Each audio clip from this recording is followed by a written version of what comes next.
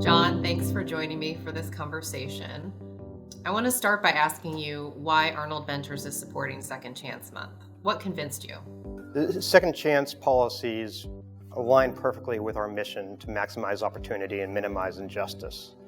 There's so many unjust outcomes from people who have these criminal records. It's not good for anybody. It's not good for the individual. It's not good for community safety. It's not good for our economy, and it costs a lot of money. 1 in 3 adults in the United States have a criminal record.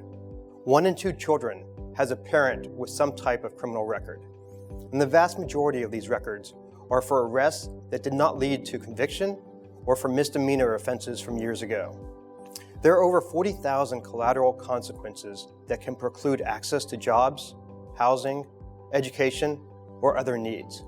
These barriers are particularly troubling for Black men, of which 1 in 3 have a felony conviction, compared with just 8% of all adults.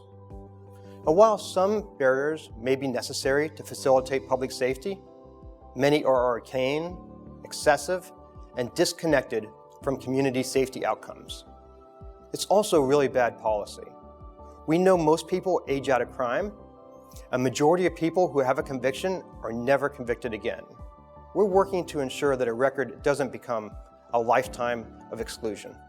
So John, obviously the business community plays a large role in the fate of any legislation. But what do they need to know, and what can they be doing to support that kind of legislation? Business leaders have 2 roles to play. They can advocate policymakers for legislative reform, but even without legislation, they can and should implement second chance policies at their business. The business community has a very strong voice when they push for policy reform efforts around removing barriers and eliminating fines and fees. There's strong bipartisan support for the solutions that we're working to advance.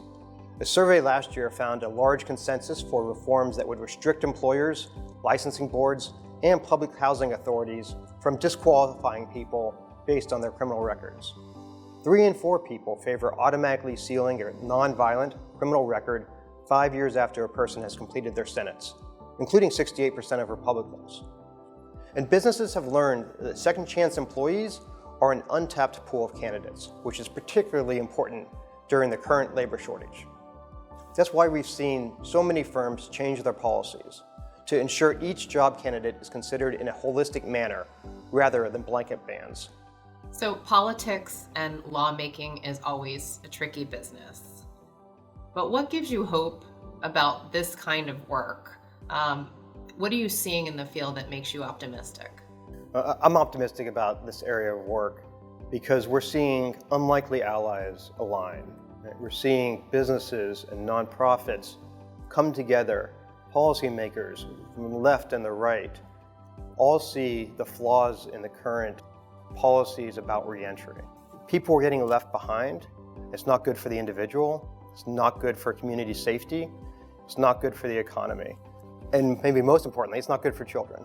And so with these smart reforms that we've seen take place in state after state, we're getting better outcomes. We're getting stronger communities, stronger economy, and that's why we're seeing so many people align around this work. John, thank you so much for your time today and for your support. Sounds like we've got a lot of work to do, so let's go do it. All right.